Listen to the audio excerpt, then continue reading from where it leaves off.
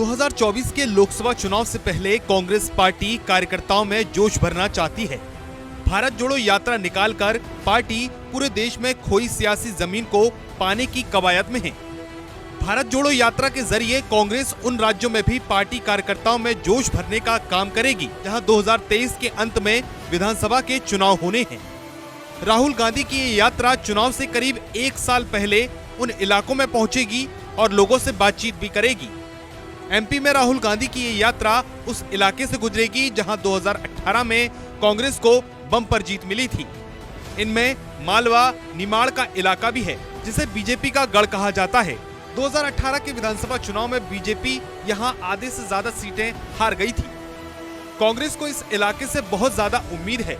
मालवा निमाड़ की सीटों का गणित समझाने से पहले आपको राहुल गांधी की यात्रा के बारे में बताते हैं।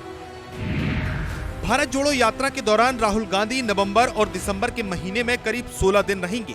तय कार्यक्रम के अनुसार वो उज्जैन में महाकाल के दर्शन के बाद एक बड़ी सभा को संबोधित करेंगे। उनकी यात्रा प्रदेश के 7 जिलों के 25 विधानसभा सीटों से गुजरेगी। ये सभी जिले निमाड़ मालवा के हैं। ऐसे में राहुल गांधी की ये यात्रा कांग्रेस के लिए काफी महत्वपूर्ण है। तय कार्यक्रम के जरिए 24 नवंबर को राहुल गांधी बुरहानपुर के जरिए एमपी में प्रवेश करेंगे। बुरहानपुर से खंडवा, खरगोन, बड़वानी, धार, इंदौर, उज्जैन और आगरा, मालवा होते हुए 10 दिसंबर को उनकी यात्रा राजस्थान के कोटा में प्रवेश कर जाएगी। दरअसल मालवा निमाड़ को बीजेपी का गढ़ कहा जाता है। इस इलाके में करीब 66 सीटें हैं। सियासी जानकारों की माने तो राहुल की यात्रा का इन सभी 66 सीटों पर होगा। अपनी यात्रा के दौरान वो 25 विधानसभा सीटों से गुजरेंगे। इसमें इंदौर जिले की सभी सीटें शामिल हैं। ऐसे में करीब 25 विधानसभा सीटों पर उनका लोगों से सीधा संवाद हो पाएगा। ट्रैक रिकॉर्ड की अगर बात की जाए तो 2013 के विधानसभा चुनाव में इस इलाके में बीजेपी को 66 में से 57 सीटों पर जीत मिली थी।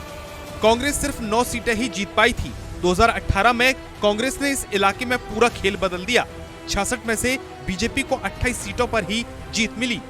2018 में बीजेपी को यहां 28 सीटों पर जीत मिली और 28 से अधिक सीटों पर चुनाव हार गई।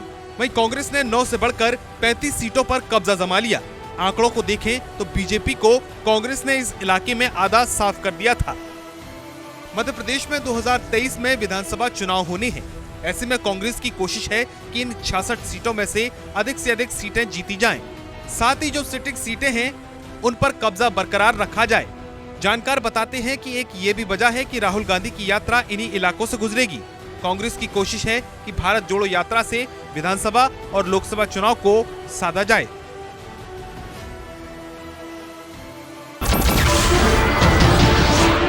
नमस्कार, मैं हूं मानक गुप्ता। अगर आपको हमारा ये वीडियो पसंद आया हो तो इसे लाइक और शेयर जरूर करें और हाँ, हमें सब्सक्राइब और फॉलो करना ना भूलें ताकि आप देश और दुनिया की कोई खबर मिस ना करें। तो जुड़े रहिए हमारे साथ और देखते रहिए न्यूज़ 24।